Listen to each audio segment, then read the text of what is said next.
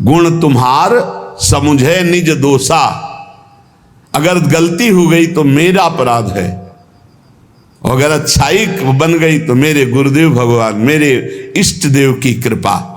ऐसे ही सम्मान हो रहा तो इष्ट देव गुरुदेव का, और अपमान हो रहा तो मैंने कोई गलती की है पूर्व में, उसका प्रायश्चित हो रहा है। इसमें तर्क वितर्क की जरूरत नहीं, ये परमार्थ है। श्रद्धा और विश्वास से चलो, लाभ प्राप्त हो जाएगा।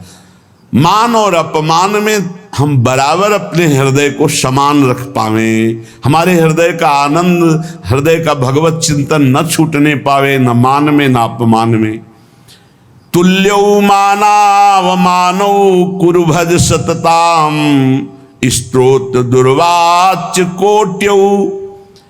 यदि कोई हमें दुर्वचन बोलता है, सच्ची मानिए, सम्मान से हृदय में एक भय प्रकट हो जाता है। जब कोई स्तुति करता है, बड़ाई करता है, तो हम कमजोर हो जाते हैं। हमें डर लगने लगता है कहीं निंदा ना हो जाए, कहीं कोई हमारा अपमान न कर दे, कहीं कोई हमारे प्रति गलत ना बोल दे। बिल्कुल नहीं। ये सम्मान भोक्ता के होने के कारण आपको भय लगा है, नहीं तो आप निडर हो जाएंगे। कोई गाली दे रहा है, ये उसकी रुचि है। गाली बोल रहा है, उसका स्वभाव है, उसकी रुचि है, उसकी मति है। वो निंदा कर रहा है, ये उसका स्वभाव, उसकी रुचि है। हमें अपने प्रभु में मगन रहना चाहिए। दुर्वाच्य कोट्यो, करोड़ों गालियां दे है, फिर भी हमारे हृदय में उसके प्रति द्वेष भाव ना हो, द्रोह भाव ना हो। और स्तोत्र खूब आपकी स्तुति करे, लेकिन आपका प्रिय भाव नहीं होना चाहिए। स्तुति करने वाले पर प्रिय भाव और निंदा करने वाले पर अप्रिय भाव, ये संसारी पुरुष में होते हैं, भक्तों में नहीं होते। भक्तों में क्या भाव होता है? निंदा करने वाले में प्रिय भाव और स्तुति करने वालों में उदास भाव, उदासीन भाव। न प्रियता और न कठोरता, उदासीन भाव। लेकिन निंदा करने वाले में प्रिय भाव। जो निंदा करने वाला है उससे ऐसे जैसे कोई स्तुति करे तब कैसा हम व्यवहार करेंगे, वैसा निंदा करने वाले के प्रति व्यवहार। यही साधु उमा संत कही यही बड़ाई, वो मंद करत और ये करत भलाई। जब वो बुरा बोले और हम उसका मंगल प्रिय भाव रखे, तब हमारी साधुता सुरक्षित, तब हमारी भक्ति सुरक्षित। ग्रासा लाभे महासंपत्ति, सीधा हम वृंदावन वास कर रहे हैं, भजन मार्ग में हमें हो सकता। अब तो बड़ी व्यवस्थाएं हो गई हैं, नहीं पढ़े बड़ी समस्या उदर भरने की ही केवल थी। मथुरा और दूर दूर जा कर के टुकड़े मांग करके रसिक महापुरुषों ने उदर पोषण किया है। बहुत ही कष्टप्रद जीवन, वैराग्य का जीवन बहुत कष्टप्रद। अब तो हर सुविधाएं भगवान दिए, फिर भी अगर भजन न हो, भगवत प्राप्ति की प्रबल इच्छा ना हो, तो फिर जीवन ही बेकार है। बहुत कष्टप्रद जीवन व्यतीत करे महापुरुष जो पीछे हो गए। बड़े बड़े मच्छर, क्योंकि खूब लताएं थी, सांप बिच्छे, खाने पीने की व्यवस्था नहीं, कोई रहने की व्यवस्था नहीं। आज इस वृक्ष के नीचे, कल उस वृक्ष के नीचे भारी कष्ट सहते हुए प्रियालाल के लिए हर समय तड़पते रहते, रोते रहते। तो आज तो हमें भगवान ने बहुत सुविधा दे दी, ना भूख का चिंतन करने की, ना वास की चिंतन की, ना वस्त्र के चिंतन की, ना औषधि के चिंतन, सब व्यवस्था प्रभु की। अब अगर भजन ना हुआ, भगवत चिंतन ना हुआ, तो फिर धिक्कार है जीवन को। प्रभु ने सब जो चिंतन करने के अवसर थे, सब वो बंद कर दिए। आपको अपने वस्त्र का चिंतन करने की जरूरत नहीं कि कैसे तन ढकें, आपको पेट भरने का कैसे पेट भरें, आप कहाँ वास करें, इसका भी, आपकी औषधि कैसे, इसका भी कोई चिंतन करने की गुंजाइश नहीं। अब तो अनन्य चिंतयन्तो माम, अब अनन्य चिंतन करो, क्योंकि वो योगक्षेम का वाहन स्वयं कर रहे। तो कह रहे ग्रासा लाभ है, यदि एक कौरा अन्न मिल जाए 24 घंटे में, तो उतने में ही प्राण पोषण हो जाएगा। और रात दिन भजन करो। श्रीपाद प्रबोधानंद जी कह रहे हैं, कैसे वृंदावन वास करो? अपने को सबसे नीचाति नीच मानकर, दूसरों को सम्मान बढ़ाई देते हुए, अपना जब अपमान हो या सम्मान हो, दोनों में समान भाव रखें। और कोई हमें गाली दे या स्तुति, हम उससे अपने हृदय को बचाए, और एक कौरा भी अन्न मिल जाए तो उससे प्राण पोषण कर ले। और द्विज सुहृद तुल्य भावः, बहुत बढ़िया बात है, परिवार की ममता छोड़ दे।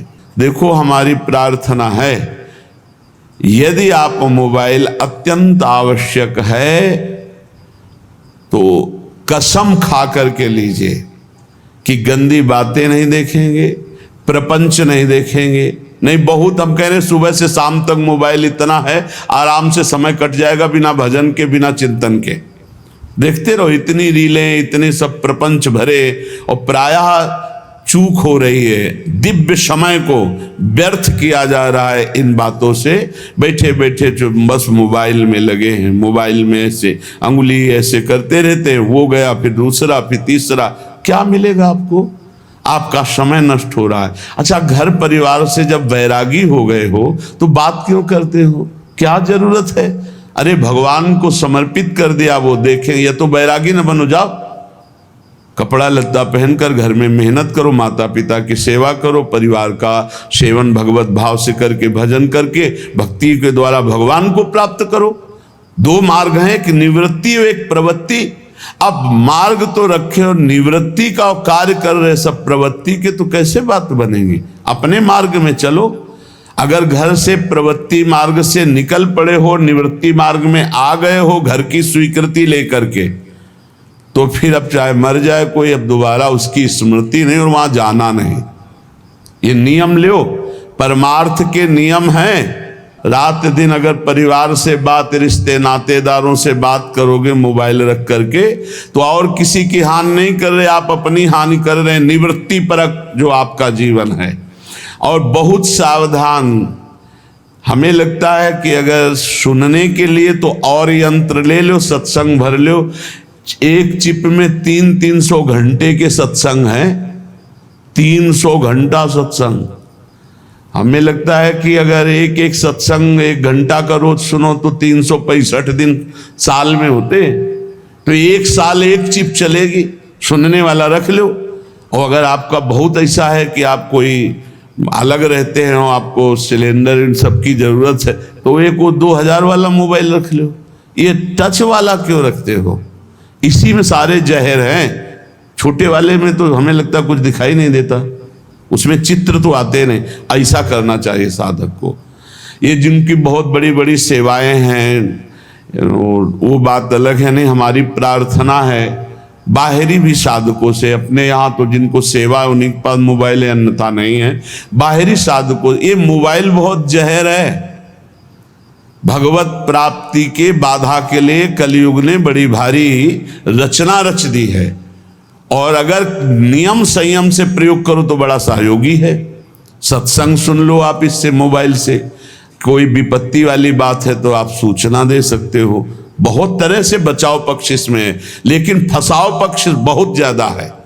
फसाव पक्ष से जिनकी बचने की सामर्थ्य वही मोबाइल रखे। साधक तो बिल्कुल जहर समझे, मार देगा भैया, बिल्कुल मार देगा, बिल्कुल मार देगा। हर समय हम देखते हैं, चाहे छोटा बच्चा हो चाहे बड़ा हो, एकांत बैठे, चल भी रहे हैं तो कान में बटन से लगे रहते हैं और बात करते घूम रहे जैसे ना बात करते, और समय बर्बाद कर रहा है, और खोदे चला जा रहा है संसार की बातें।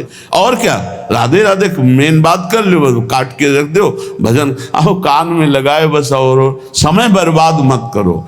यहां कह रहे हैं कि द्विज सुहृद तुल्य भावः। अगर तुमसे कोई शत्रुता का भाव करता है तो तुम भगवत भाव करो, और अगर कोई प्रीता का भाव करता है तो भगवत भाव करके राग रहित रहने के लिए उससे ज्यादा प्रियता मत करो। ये भगवत मार्ग है। घर परिवार वालों से तो प्रभु यदि निवृत्ति मार्ग में हो तो भूल जाओ कि तुम कहां पैदा हुए थे। इसलिए उपासक बहुत सावधान, हमारी बात मान लेना। यदि निवृत्ति मार्ग में चले हो